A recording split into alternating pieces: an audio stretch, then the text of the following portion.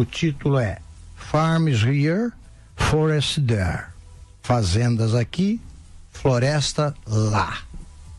É o nome, como vocês verão, de um lobby, de uma organização de lobby, que faz o lobby dos agricultores americanos. Vamos lá. Nada é mais cômodo do que viver convencido de que certas coisas não podem ser discutidas, pois são a verdade em estado definitivo. É o que está acontecendo hoje com a questão ambiental pelo mundo afora, especialmente no Brasil.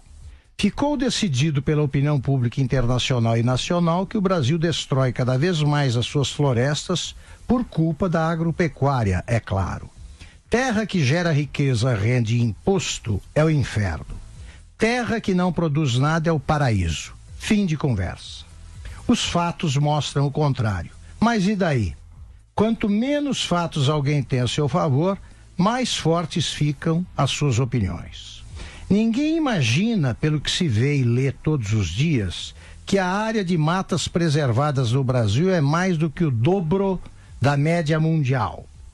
Nenhum país do mundo tem tantas florestas quanto o Brasil, mais que a Rússia, que tem o dobro do seu tamanho, e mais que Canadá e Estados Unidos juntos. Só o Parque Estadual da Serra do Mar, em São Paulo, é 2 vezes maior que a maior floresta primária da Europa, na Polônia. Mais que tudo isso, a agricultura brasileira ocupa apenas 10%, se tanto, de todo o território nacional, e produz mais hoje do que produziu nos últimos 500 anos. Não cresce porque destrói a mata. Cresce por causa da tecnologia, da irrigação, do maquinário de ponta. Cresce pela competência de quem trabalha nela. Como a agricultura poderia estar ameaçando as florestas se a área que cultiva cobre só 10% do país, ou tanto quanto as terras reservadas para os assentamentos da reforma agrária? Mas os produtores conservam dentro de suas propriedades, sem nenhum subsídio do governo, áreas de vegetação nativa que equivalem a 20% da superfície total do Brasil. Não se trata aqui de dados da bancada ruralista. Foram levantados, computados e atualizados pela Embrapa, com base no Cadastro Ambiental Rural durante o governo de Dilma Rousseff. São mapas que resultam de fotos feitas por satélite. São também obrigatórios. Os donos não podem vender suas terras se não estiverem com o mapeamento e o cadastro ambiental em ordem. Do resto do território, cerca de 20% ficam com a pecuária e o que sobra não pode ser tocado. Além das áreas de assentamento, são parques e florestas sob controle do poder público, terras indígenas, áreas privadas onde é proibido desmatar, etc. Resumo da ópera: mais de 2/3 de toda a terra existente do Brasil são áreas de preservação. O fato, provado por fotografias, é que poucos países do mundo conseguem tirar tanto da terra e interferir tão pouco na natureza ao redor dela quanto o Brasil. Utilizando apenas 1/10 do território, a agricultura brasileira de hoje é provavelmente o maior sucesso jamais registrado na história econômica do país. A última safra de grãos chegou a cerca de 240 milhões de toneladas, 8 vezes mais que os 30 milhões colhidos 45 anos atrás. Cada safra dá para alimentar 5 vezes a população brasileira. Nossa agricultura produz em um ano só o suficiente para 1 bilhão de pessoas. O Brasil é hoje o maior exportador mundial de soja, açúcar, suco de laranja, carne, frango e café. É o segundo maior em milho e está nas 5 primeiras posições em diversos outros produtos. O cálculo do índice de inflação teve de ser mudado para refletir a queda no custo da alimentação no orçamento familiar, resultado do aumento da produção. A produtividade da soja brasileira é equivalente à dos Estados Unidos, são as campeãs mundiais.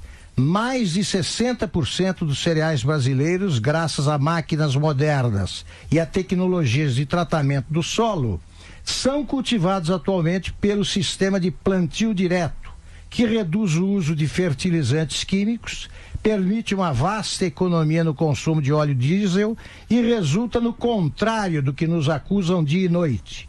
Diminui a emissão de carbono que causa tantas neuroses no primeiro mundo. Tudo isso parece uma solução, mas no Brasil é um problema. Os países ricos defendem ferozmente seus agricultores, mas acham, com o apoio das nossas classes artísticas, intelectuais, ambientalistas, etc., que aqui eles são bandidos. A consequência é que o brasileiro aprendeu a apanhar de graça. Veja-se o caso recente do presidente Michel Temer. Submeteu-se à humilhação de ouvir um pito dado em público por uma primeira-dama da Noruega pela destruição das florestas no Brasil e não foi capaz de citar os fatos mencionados acima para defender o país que preside.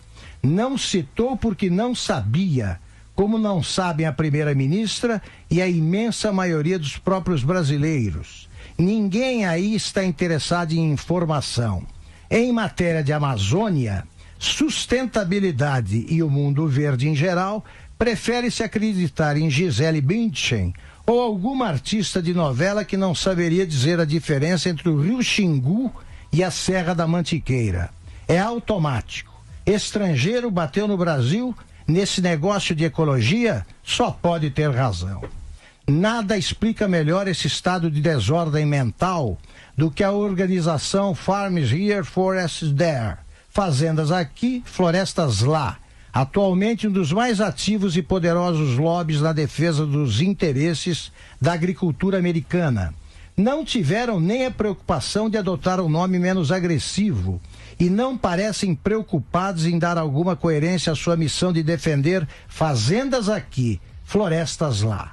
Sustentam com dinheiro e influência política os Greenpeaces deste mundo, inclusive no Brasil.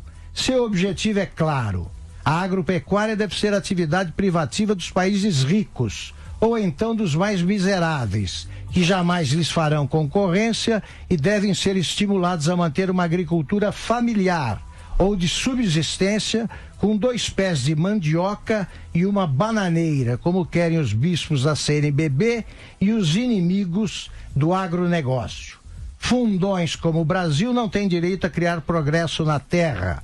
Devem limitar-se a ter florestas, não disputar mercados e não perturbar a tranquilidade moral das nações civilizadas, ecológicas e sustentáveis. E os brasileiros vão comer o quê? Talvez estejam nos aconselhando como Maria Antonieta na lenda dos brioches. Comam açaí.